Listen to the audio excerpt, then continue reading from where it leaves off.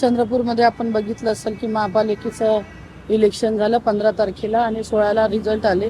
Result आल्यानंतर जवळपास बहुमताच्या जवळ काँग्रेस पोचली.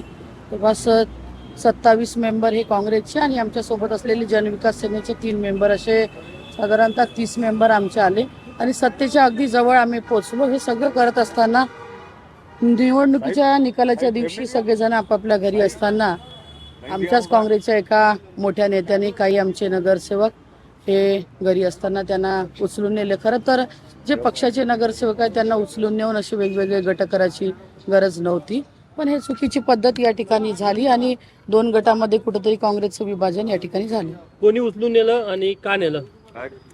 का नेलं ते मला माहीत नाही आणि कोणी नेलं हे म्हणण्यापेक्षा आमच्या जिल्ह्याचे जे नेते आणि विधिमंडळाचे गटनेते आहे विजूभाऊ वडेट्टीवार यांचे काही लोक त्यांनी त्या नगरसेवकाच्या घरी अक्षरशः रॅलीतूनच त्या काही नगरसेवकांना त्यांनी उचलून नेलं. ते असं म्हणत होते की सोयीनुसाठी आम्ही वेगवेगळे ठेवलेलं आहे.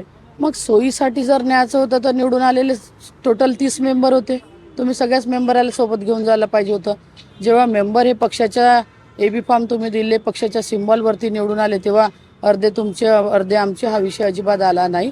आणि खरं तर हा मतदारसंघ माझा आहे. मी त्या काँग्रेसची खासदार म्हणून त्या ठिकाणी काम करत आहे आणि कोणीही बाहेरचा माणूस येईल आणि अशा पद्धतीचं काम त्या ठिकाणी करेल. खरं तर हे पक्षासाठी देखील चुकीचं आहे. वडेट्टीवारांचा दावा होता की आम्ही दोघेही काँग्रेसचे आहे, मी काँग्रेसचा आहे, खासदारी काँग्रेसचे आहे, त्यामुळे काँग्रेसचे नगरसेवक आहे, सत्ता काँग्रेसची स्थापन करू, त्यासाठीच हा सगळा प्रयत्न.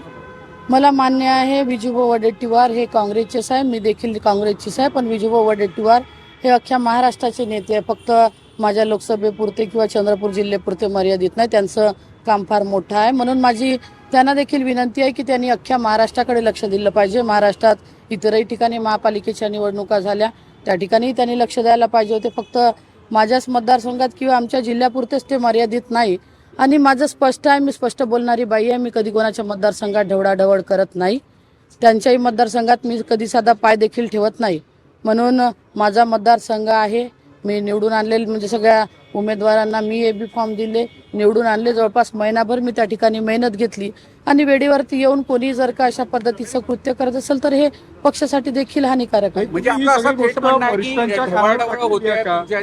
नक्कीच ढवळाढवळ होत आहे. 2019 पासून आपण पाहत असेल, माझे मिस्टर गेले, मिस्टरांच्या इलेक्शनच्या वेळेस देखील हाच प्रकार झाला. त्याच्यानंतर मी लोकसभा लढवली, लोकसभेच्या तिकिटाच्या वेळेस देखील हाच प्रकार झाला आणि आता देखील तेच होता. मी कधी कोणाच्या